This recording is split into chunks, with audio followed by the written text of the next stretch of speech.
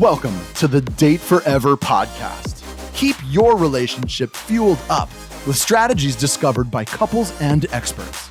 Because at Fuel Collective, we believe better relationships will equal a better world. You are about to discover specific insights and tools that cost little or nothing to implement to help you date forever. And now, here are your hosts, a couple who always have a half-packed suitcase and a date night in the calendar, Sammy and Nathan Yeager. Hello and welcome to Date Forever. In this week's episode, we're chatting to someone who went on 475 dates in 4 years. She talks about how she got clear on what she wanted in a relationship and how she shared it with her partner, and being emotionally responsible for yourself when dating and in a relationship. But before we jump into that, Sammy, what's been fueling you up this week? I had an amazing weekend that kind of started early when I picked up one of my besties from the airport on Thursday night. Yeah, amazing. Yeah, and we had tried to have, I think, 3, maybe even 4 girls' weekends across the global pandemic, and they all were cancelled. And we were finally in the same place at the same time for a whole weekend, and it was amazing. Yeah, sounds perfect. Yeah, we got the opportunity to have some of those conversations that are kind of hard to have when you're like just quickly catching up on the phone. So it was nice to have like an extended bit of time, and we went out, but we also just, had some downtime, and it was really nourishing. And yeah, it was also nice to reflect on how we keep our friendship alive. Yeah, and how we both invest in that relationship. Yeah, that sounds really great. What about you, Nath? What fueled you up? So mine also revolved around friends. So I went up to the Blue Mountains with a couple of my friends over the weekend and spent a bit of time just talking shit around the bonfire and things like that. But also went on a really nice hike the next day.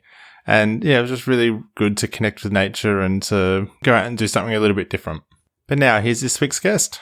Today, we're welcoming Stacy Perry. She's a dating coach, and she'll show your fabulous self exactly how to stop letting your dating frustrations and fears get in the way so you can finally find love.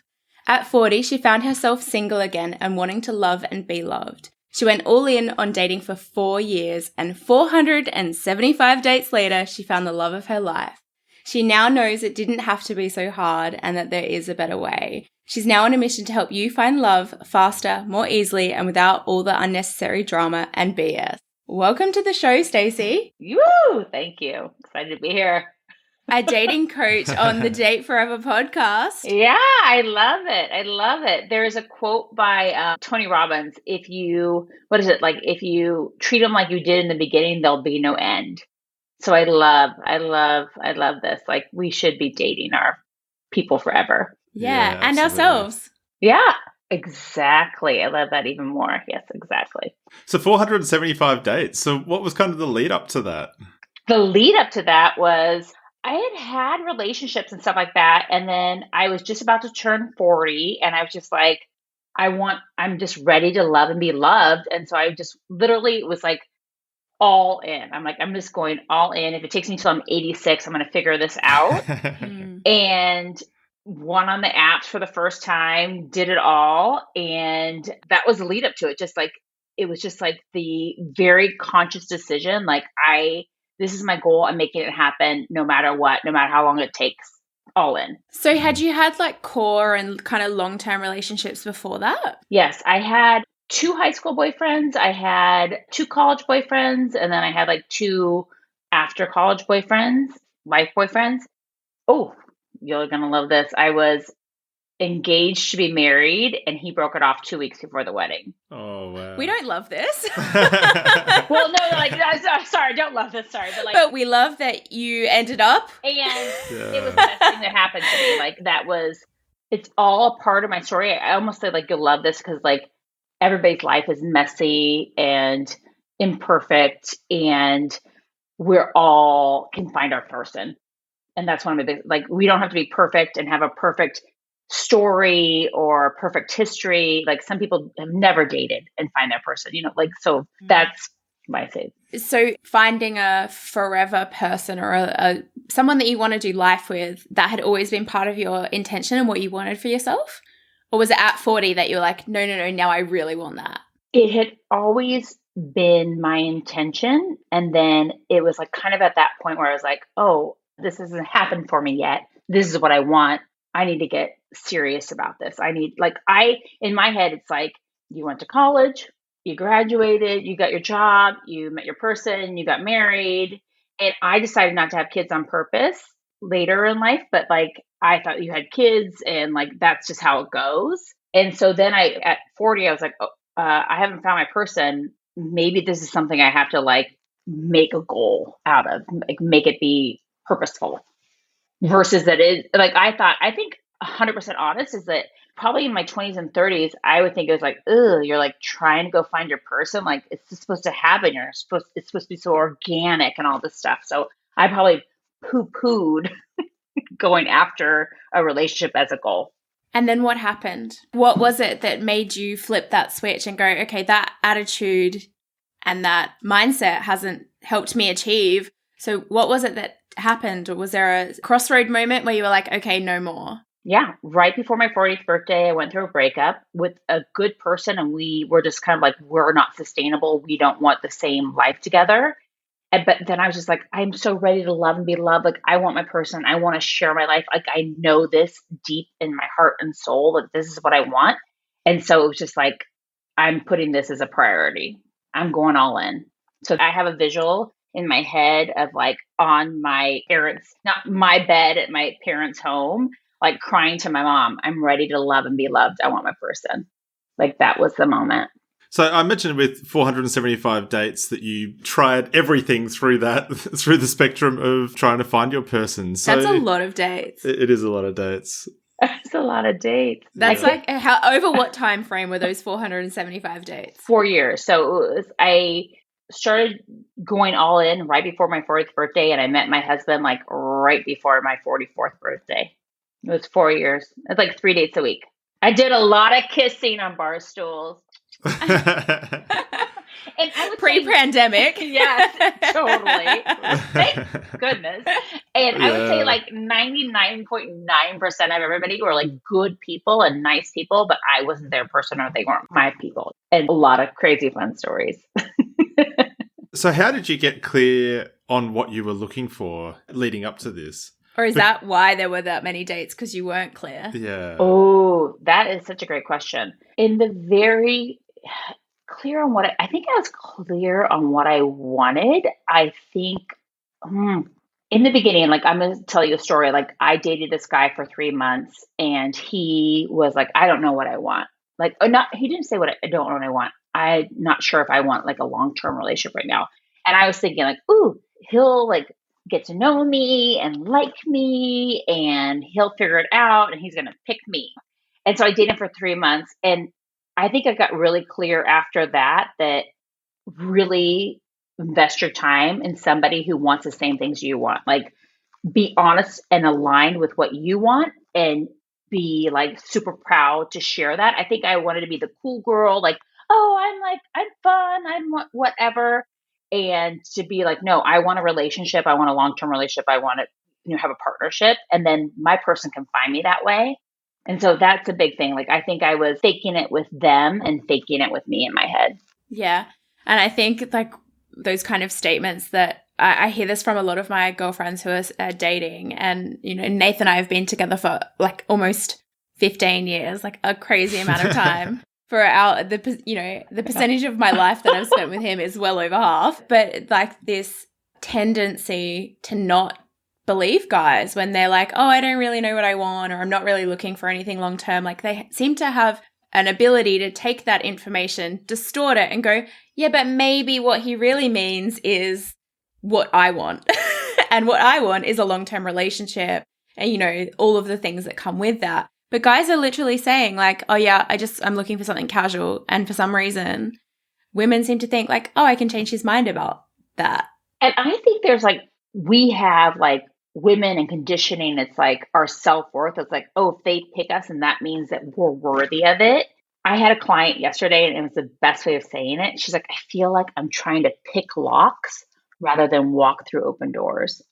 And I think there's some mindset or some conditioning, I don't know what it is exactly, but that if we pick that lock, then like we won the picking lock prize or like we won the prize. So I think it gets jumbled up in our self-worth as women. Yeah. And I think there's also like that willingness to hold your own boundary and be like, no, that's not what I want. Like, what I want is this, and that really clear, communicated with kindness. Like, I'm looking for this. If that's not you, that's okay. Like, that's a really difficult thing to sometimes communicate. Exactly. Like in a loving, not even, it doesn't, like when you're dating, it's like, this is what I want. It's almost like you're like your puzzle pieces. Like you're like, this is what I want. Do our puzzle pieces match? And not being attached to their answer. Like, let them be them. If they want to not date and that's what they're want in their life right now, like, good for them. Yeah, totally. Yeah. And I would say, like, be willing to really be confident and proud of what you want and say it in a way that's very unattached, and then let the other person be who they are. And you get to be two humans having an experience together on a date and see if you want to go on further. So in that 4 years and literally hundreds of days, Yeah. you picked up some lessons for sure. So I would love to know, like, if you were talking to someone now who was about to embark on this journey and they're like, that's it, this is a priority in my life, I'm going to go out and look for the person that I want to do life with. What are the couple of things that you picked up that you wish you knew when you started that journey? Almost our exact just conversation, like really get clear on what you want and express that and share that with the people. This is more from my dating coaching, is like, I think sometimes people get frustrated with like the ghosters and the people that are muddying the waters of their dating pool, basically. Is like, those people just aren't your people. Don't give them any energy. Send them away with love. They want love their way. They're looking for what they're looking like. Let them find love their way, and don't let how people show up if they ghost you or they text things that you don't like to be text, or like the dates go wrong. Don't make that mean that you're not going to find love, that your person's not out there. That like, just like, don't let the people that aren't your people dampen your mindset about your ability to find the love that you want to find. And for some people, it's just like, just to get out there. A lot of people want love and want that partnership, and they don't put themselves out there. So a lot of it is just like, if that is something you want in your life, go do it. Make it a goal. Go all in. Yeah, and I think, like, touching on what you're saying before, like, if somebody likes chocolate ice cream and you like strawberry ice cream, like, don't try and make them like strawberry ice cream. Like, it's just not gonna work. Let them like chocolate. Yeah, let them like chocolate and let them go off on their own way liking chocolate ice cream. Neither one is good or bad. A lot of us, we have like good or bad or right or wrong or all these things. No, it's what your preference is. It's what you want. It's what you want in your life. So like, you just are different. Yeah. And just because they like chocolate ice cream doesn't mean that you're any worse or lesser or anything because you like strawberry ice cream. Like, there's nothing wrong with that. Exactly. For the record, chocolate ice cream is far superior than strawberry ice cream. Far superior. I'm with you. I like a little of both. I know you do. So, Stacey, we've heard you talk a little bit about being emotionally responsible for yourself within a relationship. Talk to us a little bit about this idea. So I love this, and I love it the way I coach people with dating. It's like kind of being emotional responsible for yourself, not kind of is. So we want to have emotional mastery. When we're picking our person, like what I would say to a client is like, you want that person to be like the object of your affection. You're not outsourcing your emotional well-being to them. Like, I think sometimes we come with like a box of like, oh, I don't know how to do this parts of my emotional life. And then you want to give it to your partner and be like, here, you take care of it. I haven't been able to do it. So the idea is that we're responsible for our emotional well-being, happiness, fulfillment in work, all those things. Pick a partner that's responsive to you and cares about your feelings and listens to you, and don't outsource. Like, if you don't bring me flowers, I'm not happy. If you don't do it this way, I'm not happy. If you don't, like, here's my example. Here, I'll give you an example. My husband is not good at the dishes. Like, I'm not sure if he really even sees the dishwasher sometimes. And he's lovely. We were having this same debate last night. In so many areas. And some people, that could drive him freaking crazy. And they'd be like, he doesn't respect me. He like doesn't love me because he's not doing this, all those things. the fact is my husband just doesn't usually get the dish from the sink into the dishwasher.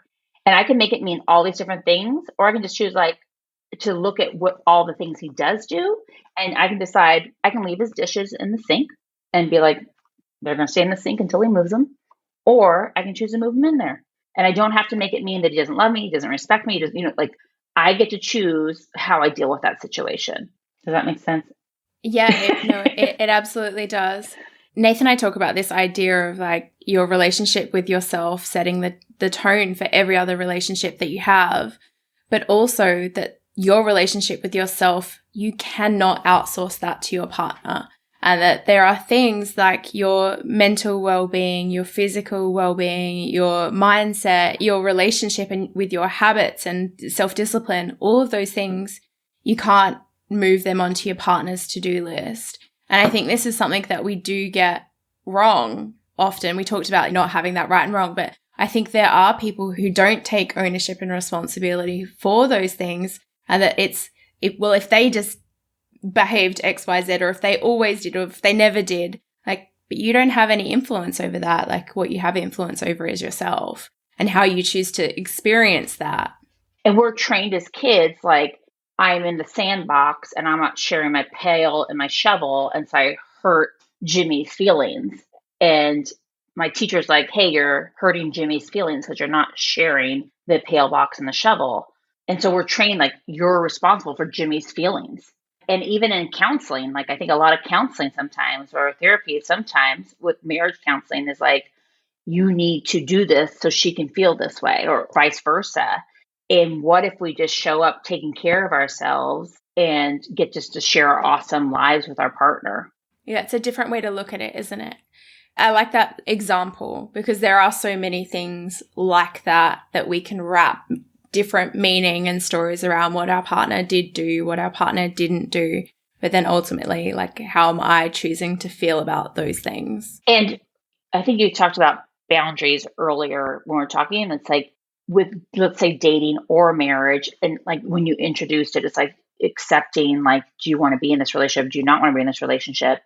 Accepting the person for who they are and how they show up, because you can't change them. And then you can put on a boundary. You can accept them and love them for who they are and choose not to be with them.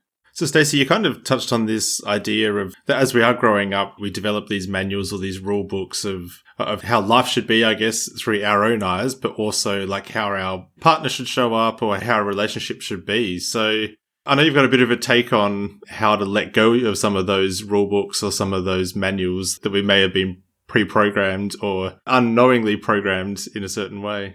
And that's the same thing, like that, back to the dishes example, like relationships should be 50-50. Well, maybe it's like Greg's 100% of one area and I'm 10% of one area. Like it all equals out. Like we all have an idea in our head of how our partner should show up as a partner. And everything we do or don't do or want or don't want is because of a feeling we want. So we want our partner to show up in a way so we can feel good, so we can feel happy. And sometimes like that's not a want match. That's not like they don't show up the way that we think they, in quote, should. And that's where it gets messy and get in trouble. And it's interesting because I think before this conversation, we kind of talked about like love languages. And sometimes you have a gorgeous match with your love languages.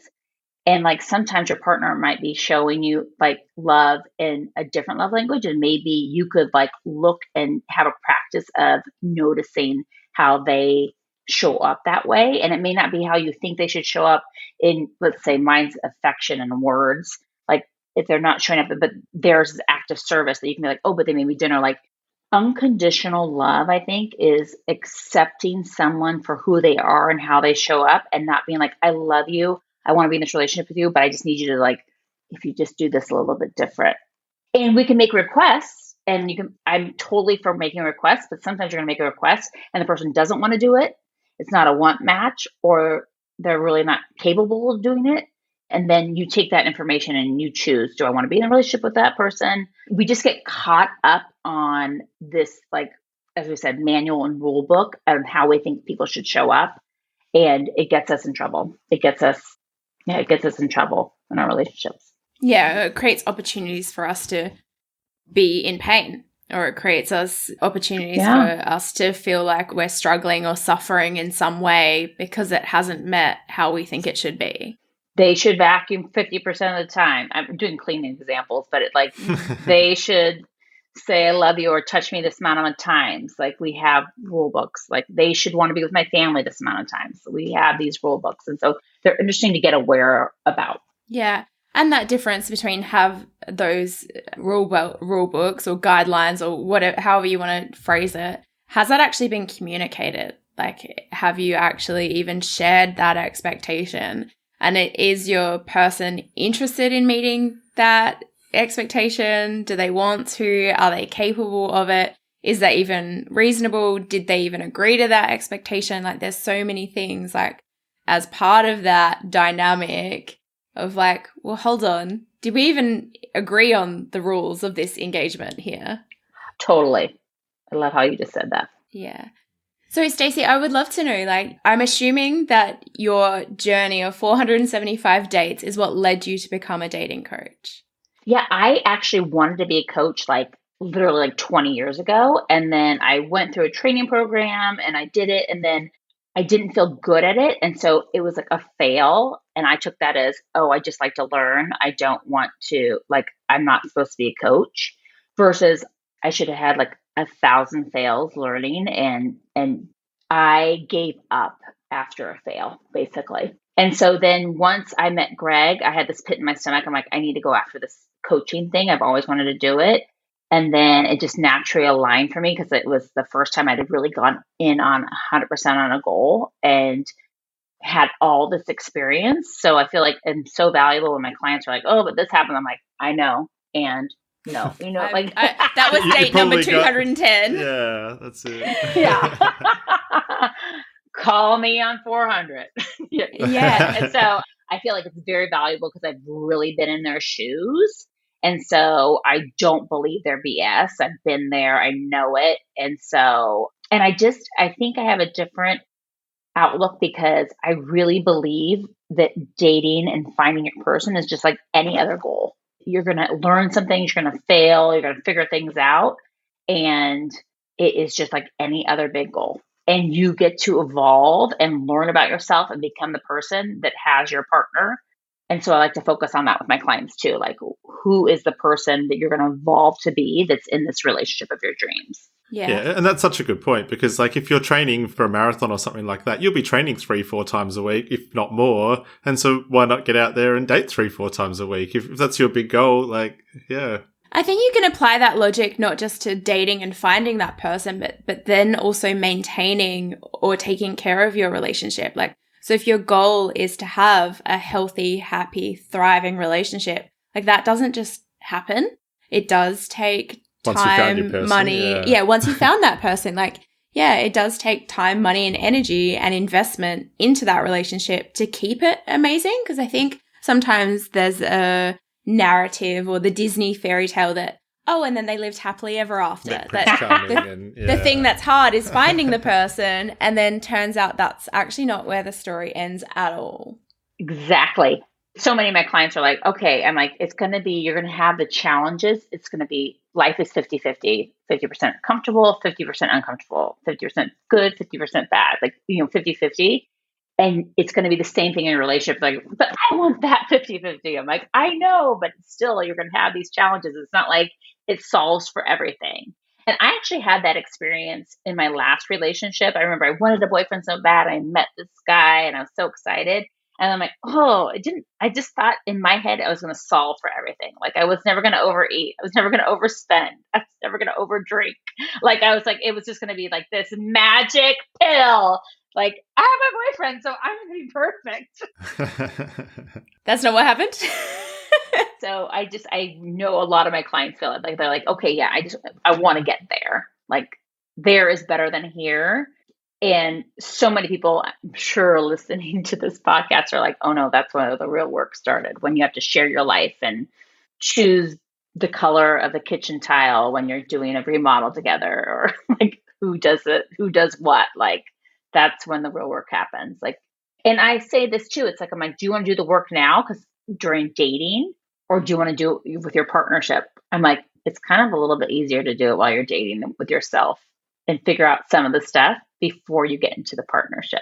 Yeah, because romantic relationships bring all of that stuff to the surface, and like, I'm not a perfect human being. I've got my shit. and Nath is also not a perfect human being, and he's got his shit, and then we're in this relationship together, and sometimes that shit rubs up against each other and it makes a big fat mess. But also through that mess, it creates opportunities to grow and heal and learn things about myself that I didn't know.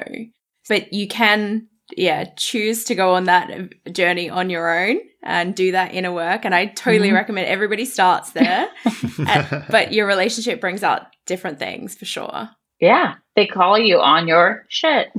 Yeah. Yeah, definitely. So, Stacy, you spend all this time talking about relationships. I'd love to know, like, what are some of the things that you recommend for couples or people who are in that early sort of stage of their relationship to keep it fueled up? To keep it filled up.